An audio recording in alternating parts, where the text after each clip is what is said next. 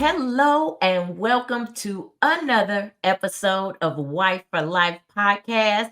It's season 3, and I'm excited to be in the place.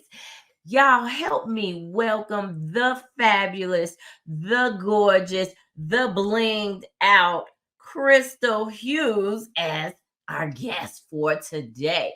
Yay, Krystal! Hey, Hello. how are you? I'm amazing. How are you? Good, good. Now that you're here, I am fantastic I'm because so happy to be here. look, I know you got some great tidbits to give the people today. So let's get into it. Why don't you start off by introducing yourself? Well, my name is Krystal Hughes. I'm a small town girl from A Meat, Louisiana. Oh, I am married to my high school sweetheart, Kevin Hughes. We've mm, been together since age 17 as the result of Hurricane Katrina. And we have been married for almost 11 years. We have two beautiful daughters, 7 and 9 years old.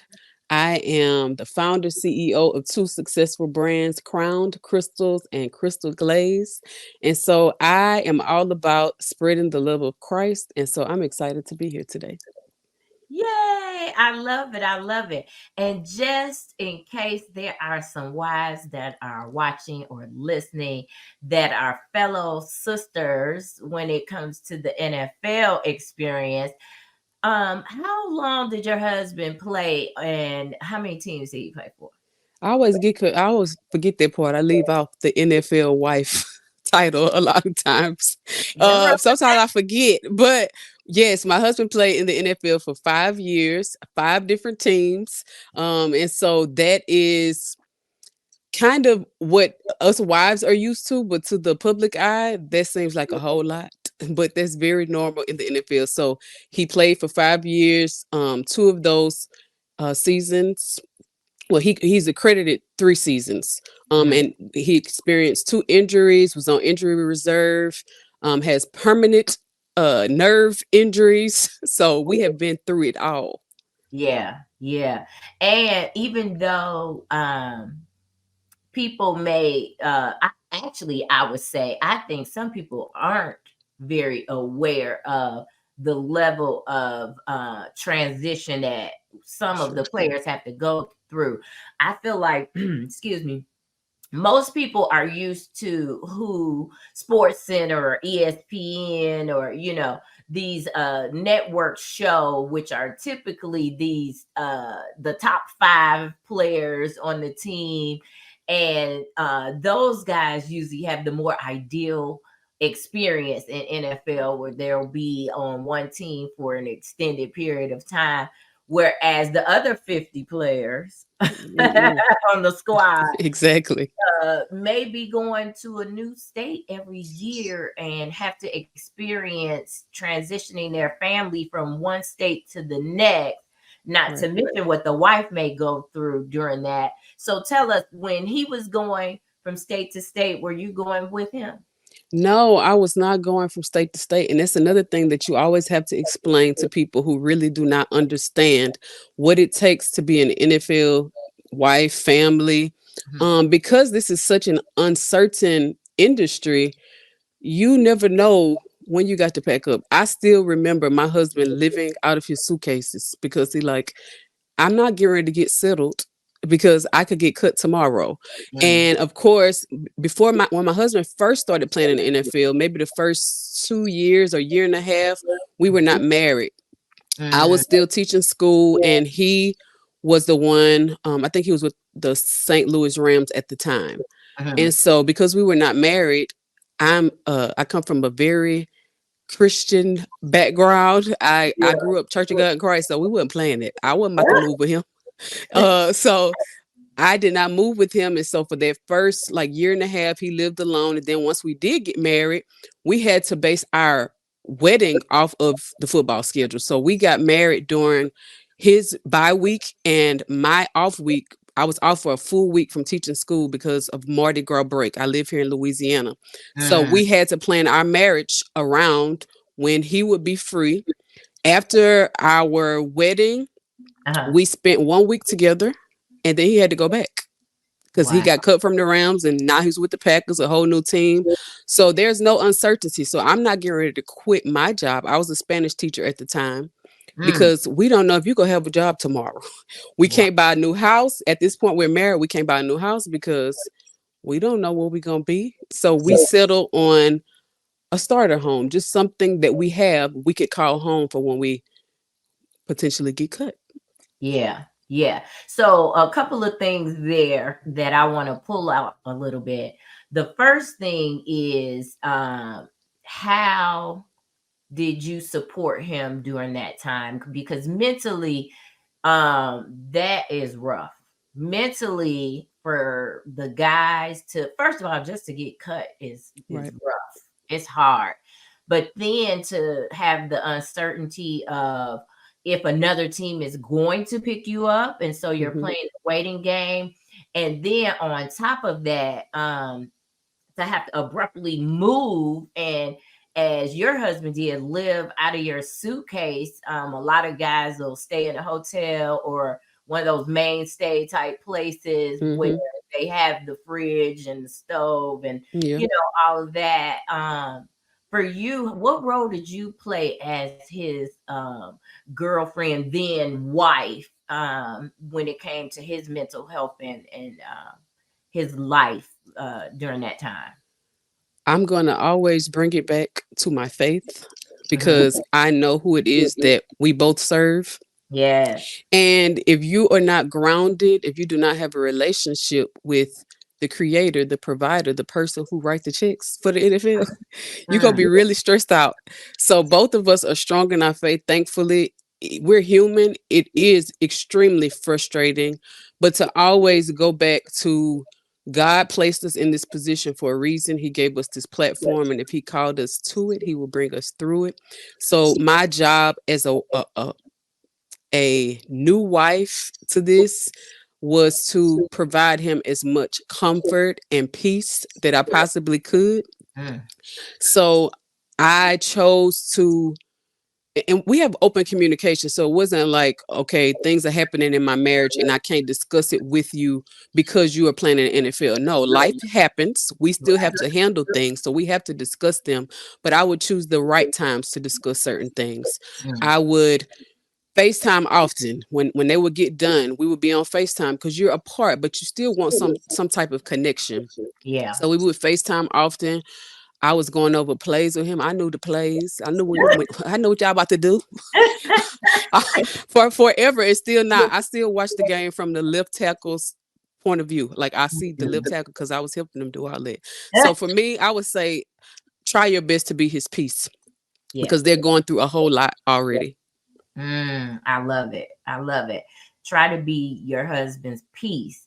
Hmm. And that's like to me even a part of just our role as a wife, trying to create a home that's peaceful, that is safe, where our husbands feel like they can let their hair down and be true to themselves, authentic, genuine, and Yes. transparent. Nothing is better than a peaceful home. And studies have found that when men and women who are in the business industry have a peaceful home, they tend to be more productive at work. Hmm. So yeah, it's so important that as wives we understand that we do bring the peace and we can create that peace, not just for our husbands, for our children and for ourselves as well. So I love Right. that. So let's back it up a little bit though. Let's Hmm. back it up a little bit because I know that both of you guys came from a spiritual background, right? So tell Yes. us a little bit about his spiritual background, your spiritual background, and then when you found out that he was going to the NFL, what was going through your mind? Tell us a little I tried bit. to break up with him. I said, Ooh, I'm not about to do this. I'm not about to be your side woman. Wow, while you away and I'm here. No, we're not about to do this. So wait, both of wait. I can't wait. I gotta say there are some women who might be listening and thinking, what? I would Hmm. love to be married to a professional athlete. So tell us, why did you feel like I'm not doing this? Okay, so first, my husband started playing football in the 11th grade. So he wasn't one of those players who played their whole life, had a big dream of going to the NFL. God blessed him to start playing football. I think he played little league ball like for 1 year. Okay. In New Orleans, they call it park ball. He played park ball for 1 year. And then he start playing football in the 11th grade. After that year, 12th grade came. That's when Hurricane Katrina happened. He came to my high school. And so I remember him saying, I've always been over the top fancy. I wore heels, high heels shoes in the 12th grade to Oh school. my God. So so when he first saw me, he said he thought to himself, who is this girl? She thinks she all that. Of at the time I was only wearing skirts because I grew up Kojic. So I would have on the skirt and the heels, and we ended up having a class together. So of course, after a while, he said, I might like this girl. So he started asking around, and people will be like, I don't think you go get her. She a Christian. She saved. She gonna be hard. Nobody can talk to her. So he shot his shot. Uh, and eventually we uh, had this blossoming relationship, and so I was attracted to him as well because of his spiritual upbringing. His father is a minister, and I knew he had been to church and all that kind of stuff. So I was attracted to that side of him as well. And so once we made it to college and maybe his junior year, I really can't remember when I started hearing people saying that he could potentially go to the NFL. I remember we went on a date and I was outside of his apartment because I had my car on campus at the time, I believe. And we were sitting outside of his apartment and I started telling him about, you think you're really gonna go to the NFL? And he was like, I don't know. People, they've been coming, scouts been coming looking. And I said, well, I love you. I started crying. I love you, but I don't want to be I'm not gonna be your girlfriend because I'm not gonna move. I was not getting ready to move with him. So I'm thinking, okay, if I'm not moving with you, you're not gonna be spending time with me. We're not gonna be able to go on dates. You got to be entertaining somebody else. So before we can get there, I'm gonna call this off right now. So I don't need to be your NFL wife, your side piece. So I tried to call it off, but he didn't let me. So here we are. I love that story from a live and learn perspective, because you had all these preconceived notions about Mm-hmm. what that lifestyle was like, about how he would be in that lifestyle, about how that would impact his feelings for you and his relationship with you. Mm-hmm. So, girl, you did a lot of projecting there. I did. You did a lot of projecting, and thank God that he had the wherewithal to, first of all, not let that be his truth, but also ensure you that that wasn't his truth or his intentions, that his intention was to continue to maintain his relationship with you. Right. And I don't think those type of stories are shared enough. Like, Ray and I spent we spent 6 years in the NFL. We spent 5 years as chaplains, and I have a plethora of stories about really good guys, like Mm-hmm. faithful guys, committed guys, guys who desired to be husbands, guys Right. who desired to be fathers, who care enough about community that they were giving back to their communities. Mm-hmm. I mean, guys who, yeah, they like to have fun, but they're not out there being disrespectful to their marriage, or their Right. relationships. And guys who were spiritual guys, were raised that way or chose that in their adulthood. Like, all these great stories that aren't being told. That makes me so Mm-hmm. sad It's because, so stereotypical because I often get asked, like people will think that they want the lifestyle that you have. So often I will get you know in the NFL men that you can hook me up with?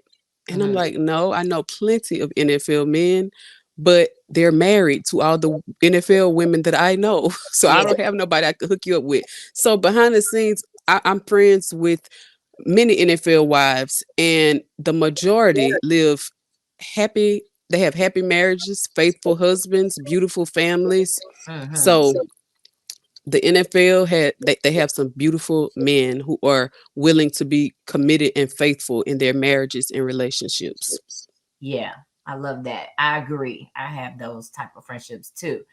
So one of the things we talked about that I think would be very beneficial for our listeners and viewers to hear you talk about is something that I think a lot of women, and I'm not saying men don't, sometimes struggle with this too, but since, it's wives, two wives, this conversation, I want you to talk about people pleasing. Oh Lord. Oh, Lord. I bet you know the what's the man Andrew Caldwell. I've been delivered. I've been delivered from people pleasing. Okay. I used to be a people pleaser. Mm, I ended up going to therapy not just for people pleasing, but through therapy, I realized that I was a people pleaser. My husband, on the other hand, don't care what nobody got to think. So mm, we help to balance each other, and I don't know why. I guess I excelled at so many things growing up. I was like the apple of my family's eye. I didn't like making mistakes because I always wanted them to be proud, mm, and that carried on when I started my business. That carried on to my business. I have a business that God has blessed me with, and it has grown tremendously. And so now I'm having to deal with thousands of people, and I can't please thousands of people. So mm, I'm gonna have people, I'm gonna have customers who are unhappy. I'm gonna have people who don't like my business. And so if I want to live and if I want to have sanity, mm, I had to come to a place, okay, I gotta do something about this. In mm, addition to me praying and fasting, I started therapy, and through therapy that has helped me tremendously. I don't care what you got to think about me because you don't get to define who I am. I get to define my own happiness. And yeah. so I don't have to lean on what you think of me because number one, I know what God thinks of me. And at the end of the day, I know who I am. So Mm, being confident in knowing who you are will mhm. eliminate a lot of the people pleasing. So I love what you said about people pleasing, and I'm just reflecting on a call that we had where you talked about people pleasing and understanding and walking in your purpose and how that has kind of helped you eliminate people pleasing. Tell us a Mhm. little about that. So when you are, to me, when you are aware of who you are, when you know what your purpose is, Mhm, a lot of the things that the enemy throws your way to confuse you, to get you off your course, you have to recognize and know who you are. You have to understand why it is that you're doing the things that you do. mhm, Because humanly, so many times I have wanted to quit. I have wanted to throw in the towel. I have wanted to say, you know what, forget this business. I don't need this. My husband can take care of me. I don't need to do this. But when you have been called to do such a task that I have been given, you recognize that you're not doing it for your self gain. I'm doing this because God has assigned me to a unique purpose where I get to spread the love of Christ through rhinestones. mm, So that gives me the motivation because I know that I'm not doing it just for me. If I was doing it just for me, I would have been quit because it's hard. It's not mm, easy. But mm, because I know that God gave me this assignment, I do it for his glory. And even when the negative aspects of business come my way, I mm, have to remain focused on I have been called to do this. This is a mission. I am on a mission to spread the love of Christ, and that gives me so much peace. Sometimes things in my business can be going crazy, mhm, and I have an unexplainable amount of peace at this stage because before it would have got me down. I'd have been, oh, all this. Now I have an unexplainable peace because I can do nothing. Worrying about whatever it is, mhm. it's not going to eliminate what it is. It's still going to be there. I just Right. have to pray a different prayer. God, carry me through this because trials and tribulations are going to come. That's in the Bible. God promised that. Amen. But how am I going to endure this? Help me to go through it because you're not about to make me be the perfect one and say, you don't have to go through nothing. You don't have you. I'm still gonna go through something. So because I know that, Lord, when it is that I am going through these things, be with me, Mm. and so that helps me tremendously. I love that too, because it makes me think of when we were in Vegas. Remember, we met in Vegas at the conference. Mm-hmm. And do you remember one of the speakers? This was my first time ever hearing of him, but Mm-hmm. a lot of people had were familiar with Wallow. You Oh remember? yeah, yeah. Uh-huh. And man, even though that was months ago, I tell you what one of the things, because he said a lot. One of the things that he said still resonates with me. And what he said was pertaining to our walking out or walking into our purpose Mm-hmm. when it comes to social media. Mm-hmm. And anybody who knows me knows I am not a lover of social media. I love what it has to offer, Right. but as far as putting myself out like this on videos and Uh-huh. like that, it makes me nervous because I don't like mess and I don't want Right. to be a part of mess and I don't want to Right. instigate mess. And so I get fearful of the negative things that may come from putting yourself out there on Right. social media. But then I keep hearing the ringing in my head when Wallow said, "So are you going to be obedient to social media or are you going to Mm-hmm. be obedient to God? Mm-hmm. Going to be more fearful of social media or are Mm-hmm. you going to be more fearful of not walking in the purpose that God created you for? Mm-hmm. Where will your obedience lie? Will you be Exactly. obedient to social media or Mm-hmm. will you be obedient to God?" Correct. I was And there. that's that. Wallow knocked me For out. real. Yeah, knocked me out with that one. Mm-hmm. So first of all, if he happens to hear it, thank you. Thank Yes, for you. real. Thank you. Thank you. Thank you. But also, I was a people pleaser when I was young because I was so shy and I was so desiring these friendships that I didn't have or these perceived friendships that I desperately wanted to have. And so once you begin to recognize that God actually placed you here for a purpose Mm-hmm. and your desire becomes more focused on walking in that purpose and walking out that purpose, then you really don't have space for people pleasing. You really don't at all, because Like, I'm not doing it for you in the first place. I'm not yes, doing it for your approval because God has approved me. God has called me. yes. It ain't nothing you could do about it. Yes, and he loves me and he knows me as my creator. So he knows what I'm capable of. He Mhm. already knows what I'm fearful of. And he's in my corner saying, "You can do it. Yes. Go forth, my child. You can do it." And so I hope that some of the wives that are listening that they go for it, that they do Hmm. what they know God gifted them to do and do it Yeah. fearlessly. Yes. Do it with the power of the Holy Spirit, knowing that you got God on your side, and with Him, you don't need anybody else At all. at all. That's right. That's right. So, speaking of walking in our purpose, man, tell us your journey to Crowned Krystals. My journey to Crowned Crystal. So when I was in college, well, backtrack. When I was a little girl, I've always wanted to be an entrepreneur. I grew up in a family. My family still has been in the funeral home industry for over 70 years. My great grandfather started Richardson Funeral Home. And so as a little girl, I saw Amazing. my grandfather, my uncles, my mom is a licensed funeral director. She was the secretary at the time. And Mm. so all of my Christmas breaks, after school, summer breaks, I was at the funeral home, bored out of my mind. Um, but I didn't realize I was being trained and positioned to be the boss that I am today.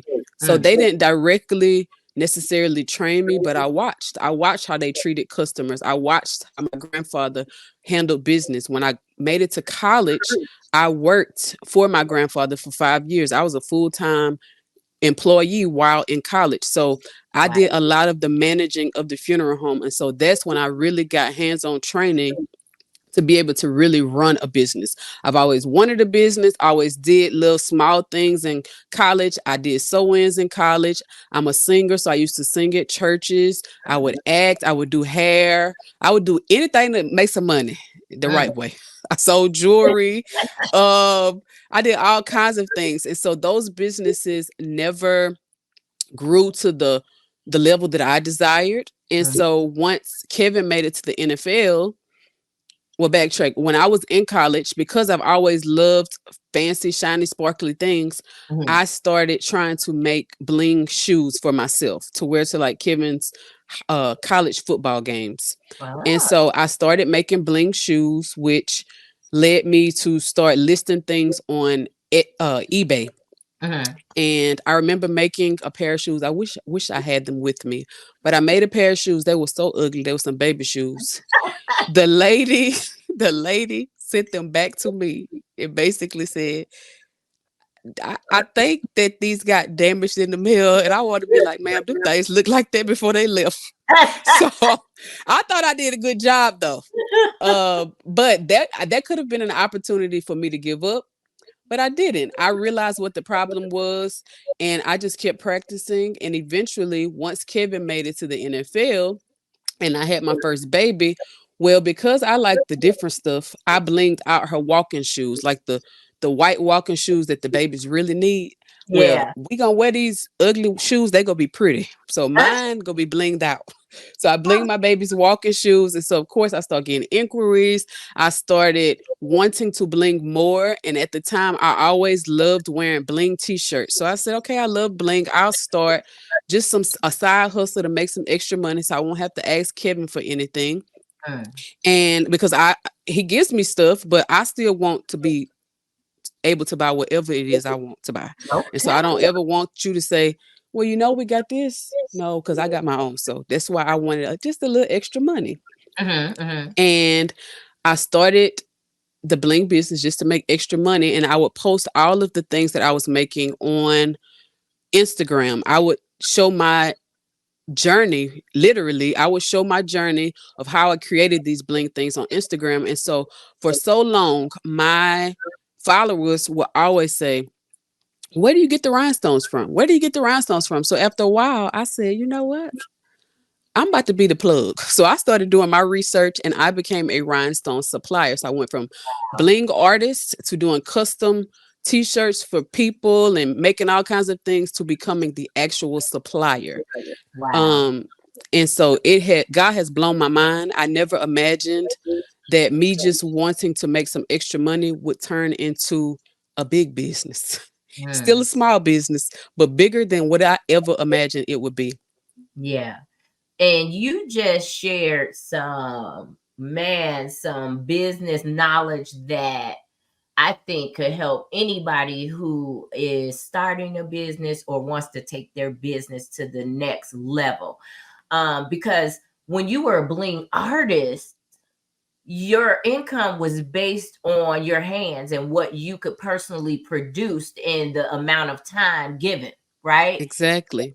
But what I'm hearing is not only did you listen to what your customers were asking for, but then you decided to do something about it by investing in yourself and in your business that you love, the bling. And Yes. so, am I hearing you correctly? So, you created your own rhinestones or did you outsource those I rhinestones? outsource them. Yes. So I Okay. don't make the rhinestones myself. Uh-huh, uh-huh. but but I do have a manufacturer that I get rhinestones from. And so, Nice. like as you said, when you are creating, there are some people, a lot of people not meant to do this because this is a lot of hard work. It takes a lot of mental. It's not easy. It's rewarding, but it's not easy. So everybody is not meant to be on the same path. There are some people who are meant to just do customization for the football wives because there's a lot of money in it. You Yeah. can bling out a jersey. We love to spark at the games. Oh, So yeah. there are people who need to be bling artists. However, you have to be mindful that you are limited into how much you can make. There are ways around it. You might not be able to just make it, but you can hire a team to help you Yeah. create these things. So multiple people on your team might be creating bling items that you can offer. I do know people who do that. But if it's just you and Yeah. you're basing the income off of what you can do, you are very limited because an average cup takes 3 to 4 hours to create. So Mhm. many times I was a young mother, a wife, trying to manage a home. My husband would see me some mornings working on a cup for a customer. He would come back Okay. home and I would still be working on the same cup. He like, babe, Mm. you think you want to do this? And I'm like, I love it. Wait till you see the finished result. It's gonna be so sparkly and fancy. And he like, babe, you wasting a lot of time. You charge him $80 and you've been sitting here all this time. You had to buy the supplies. You're not really making money. And he said to me one time, he's like, babe, I think it's something. You really like this. It's something else that God's gonna give you that's gonna take this to the next level. He said, I don't know what it is. Mm. And so I used to be thinking, my husband said this, the people keep on asking for the rhinestones. So after a while, I came to him and I said, Kevin, I think I want to be a rhinestone supplier. And of course, he was like, how Mm. much they cost? And I said, Right. well, I said, I think I can make it work. And still, I invested too much in the beginning. I didn't even need the money. I didn't need to invest that much in the beginning. I could have started a lot smaller, but Mm. I invested $5,000 when I first started and Okay. I was able to offer a wide variety of colors and options to my customers. So Mm. that $5,000 investment, um, it was a blessing. Nice. I love it. I love it. And so, um, I know your story, but everybody else doesn't know your story. So I know it started off as a bling artist, then it went to a rhinestone supplier, then it went to Crystal glazed glue. The glue, you probably gonna see that glue down your timeline. It's the pink bottle. All the okay. crafters and bling artists are using crystal glazed glue.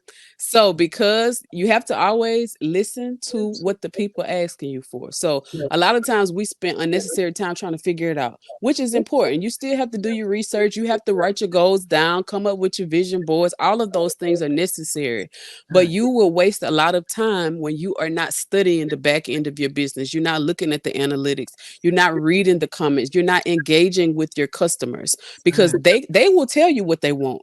And especially if you're building true genuine relationships and truly engaging with them, mm. sometimes they might send me a DM to my personal page. Hey, have you ever thought about offering blah blah blah? And I'm thinking, that might be a good idea. So sometimes you have to be willing to listen to what it is that the people are wanting. Yeah. So the rhinestone supply aspect came because the people start asking me where I got the rhinestones from Mm, after I started selling the rhinestones, and I teach people how to bling on my social media pages. So after a while, Krystal, what kind of glue do you use? What kind of glue do you use? They always ask me, what kind of glue do I use? I'm like, okay, Lord, again. Now I got to go research how to do a glue. I have no idea. I'm not a chemist.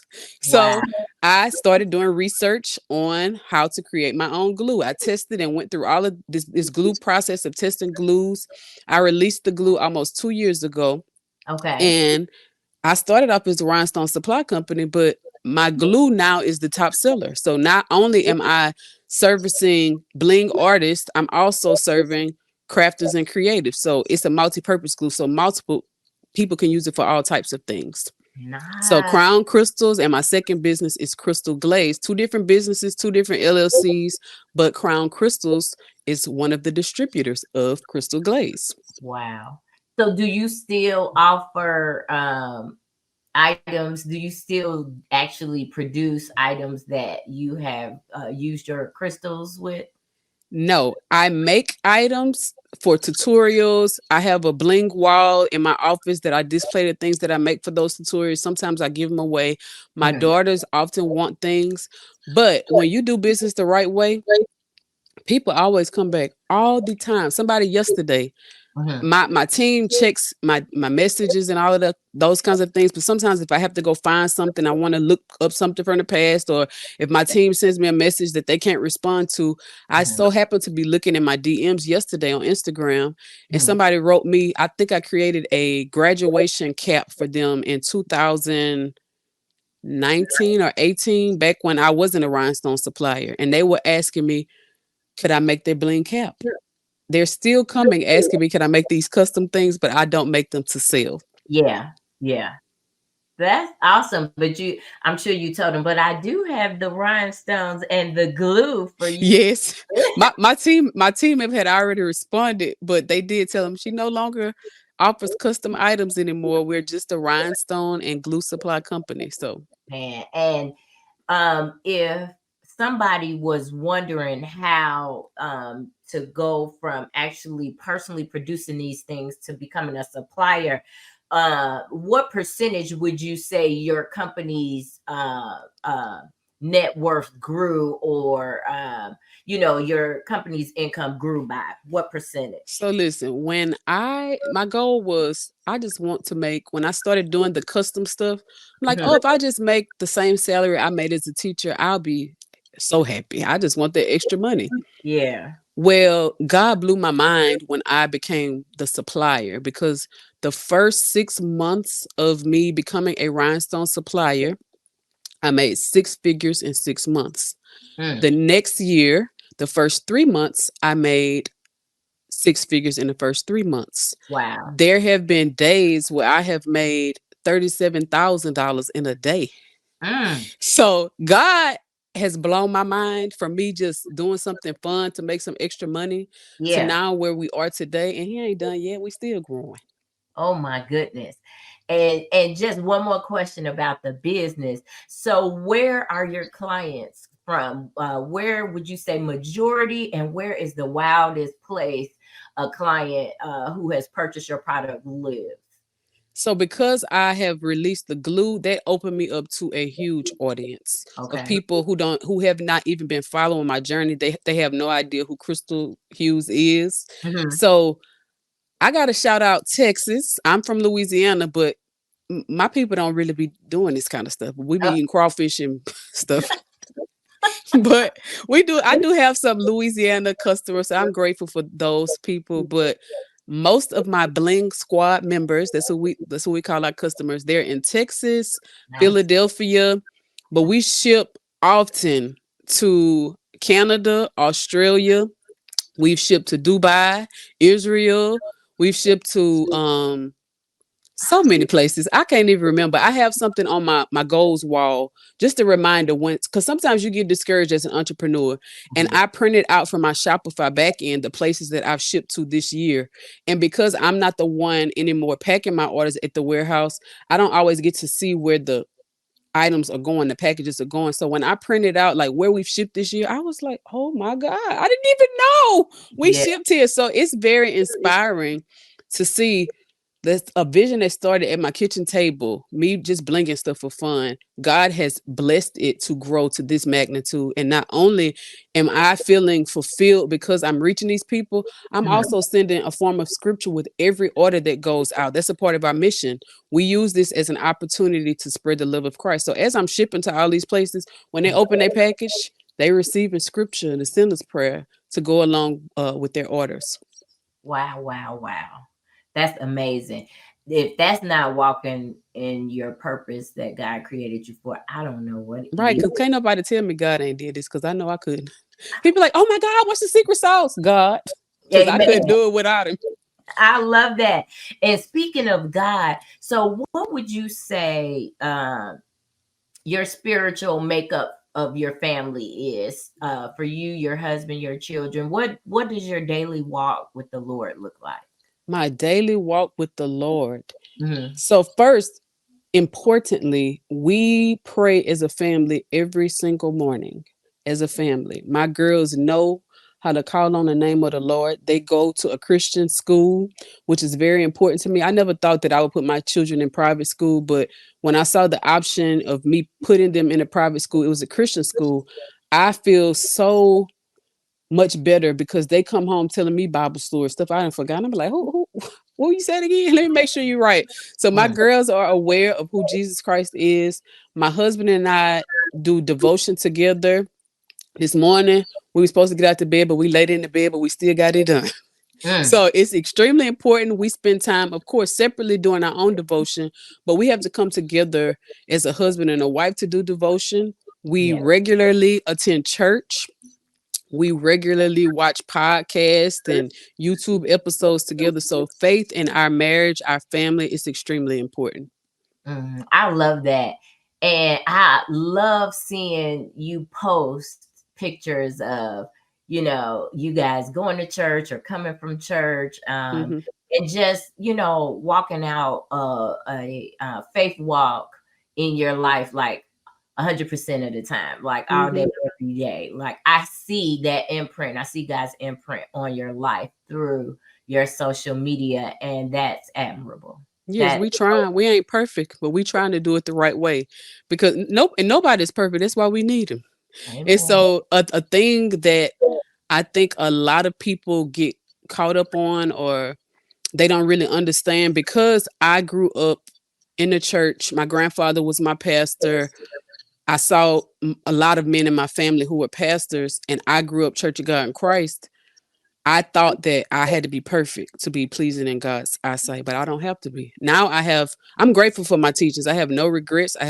I love the Church of God in Christ. I'm no longer Kojic because I'm married. I follow my husband, but Mhm. I used to be more religious. Now I have relationship. I Ooh, know who he is for myself. I yes. know who he is. So I know if I fall, I know I was gonna fall because I ain't perfect. That's why he died, because he the perfect one. So Mm, have freedom in knowing that I don't have to be perfect. What I'm responsible for is believing in who he is and yeah. trying my best. And God knows my best. When people say God know my heart, yes, he does know our heart, but we also have to be a willing worker. We have Yeah. to be trying to please him, and we're not gonna always get it right. We're gonna Mm, mess up, but knowing that God is full of love and mm, he knew we was gonna make the mistake before we did, he's right there, not mad at us. Lord, mhm. forgive me and keep it moving. Yes. Yes. Man, you preaching. Amen. And you passing around the pie. God, give me the pie. I need some money. Seriously, seriously, that was so strong. And I'm just encouraged just listening to you, and making sure that I keep God first in my life. We can always get better in every area of our life. I never feel like I arrived. Why? Because my first name isn't Jesus and my last name isn't Christ. Exactly. Be humble. So I can always level up. I can always get Yes. better. And thank you for sharing, your journey, because I feel like that is a challenge to us all, to make sure that we're leveling up our spiritual life, our walk with God, and making sure that we're putting Him first and our faith is strong in Him. So, with that being said, and I know you've got God in your life, and I know you are supported by your faith. But in other ways as well, I'd like to know, how do you do it all? I mean, man, you're a wife, you're a mother. I see you posting, cooking, you cooking these fantastic, elaborate dinners and stuff on, on your Yes. social media page, as well as an entrepreneur of a thriving business. How do you balance it all? To be honest, I have not learned the art of balancing. When you're in a business like mine, I really don't think it exists. I'm just Mm, out here doing what God called me to do because I would lose my mind. First of all, I have an amazing, supportive husband. mm, We understand one another. We communicate often. The expectations are there, so we have an understanding. We don't necessarily have a traditional marriage. At one season, my husband was carrying all the workload when he was mm. in the NFL, and I was supporting him. Yeah. Now I carry a lot of the mental stuff to have this business grow. I don't have to do the physical. My Mhm. husband helps in the business. My husband works in Crown Crystals as well, so he's still doing everything that he's supposed to do. But we Wow. have an understanding. Okay, right now I'm doing this interview. He knows he got to go pick my girls up from school. He Mm, already texted me this morning, babe. I know you have a long day today. I'm going to cook today. So even though I enjoy cooking traditionally, I grew up seeing my grandmother cook for my grandfather all the time. I mm. wanted to, when I get married, I'm going to do this for my husband. I'm going to do this for my husband. When you get married, my grandmother was married to an NFL player. My Right. grandmother was not an entrepreneur on my level. So what worked in their home does not work in my home. Mm, Sometimes My husband cook the food. You right? Sometimes my husband washes the clothes. We have an understanding. Mm, So you have to know what works for you. You have to have these conversations to recognize that you're not going to be able to do it all. I do enjoy cooking, but I can't always do it. And my kids sometimes are like, I didn't think it mattered. I don't wait until the holidays or Christmas to bring out the fancy dishes and make the mm, fancy stuff. I like my family to have an experience. So yes. I go to Home Goods and buy the cute dishes and I serve it. I think last Saturday I cooked breakfast and I just put it in an aluminum foil pan. And my daughter walked in. She said, "Mama, where your pretty stuff at?" And I said, I don't want to wash dishes today." And she said, "Oh, Mama." Then my husband walked out. He go, "Yeah, we really do like that." So I'm like, okay, I didn't know it mattered.